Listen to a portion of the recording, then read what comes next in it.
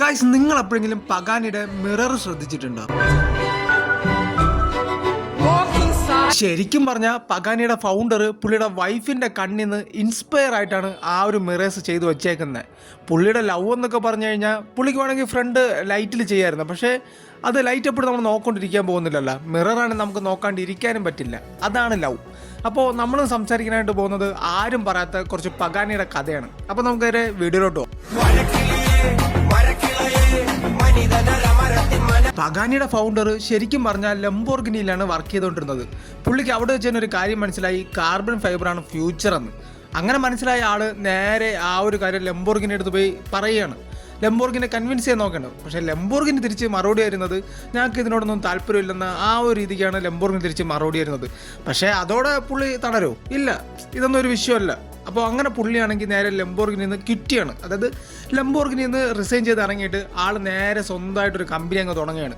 എന്നിട്ടൊരു 7-8 വർഷം ആളിരുന്ന് പണിഞ്ഞിട്ട് പഗാനിയുടെ ആദ്യത്തെ C8 പുള്ളി ഇറക്കുകയാണ്.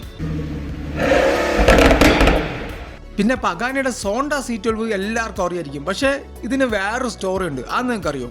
കുറേ കാറുകൾ മാത്രം ഇറക്കിക്കൊണ്ടിരുന്നിട്ട് കാര്യമില്ലല്ലോ. അതെന്താണെന്ന് ലോകത്തിന് കാണിച്ചു കൊടുക്കണ്ടേ? അതിന് വേണ്ടിയിട്ട് ഇവരുടെ C12 എന്ന് പറയുന്ന കാറ് അർജൻറ്റീനയിലെ ഒരു മൗണ്ടനിലോട്ട് എടുത്തുകൊണ്ട് പോവുകയാണ്.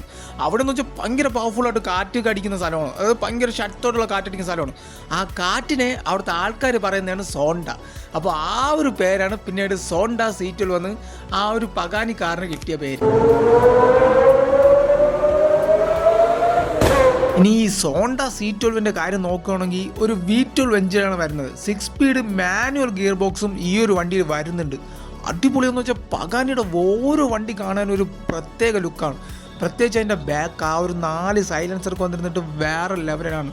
വണ്ടി ഇഷ്ടമല്ലാത്തവർ പോലും ഒരു നിമിഷം ഈ ഒരു വണ്ടി നോക്കി നിന്നു. അത്രയ്ക്ക് മനോഹരമായിട്ടുള്ള വണ്ടിയാണ്. പഗാനിയുടെ അടുത്ത് എനിക്ക് ഇഷ്ടം തോന്നുന്ന വേറൊരു കാര്യം കൂടെ ഉണ്ട്. ഇന്നേ വരെ അവർ EVയോ അല്ലെങ്കിൽ ഹൈബ്രിഡ് കാറുകളോ നോക്കിയിട്ടില്ല. ഒള്ളി ഹൈപ്പർ കാസ്.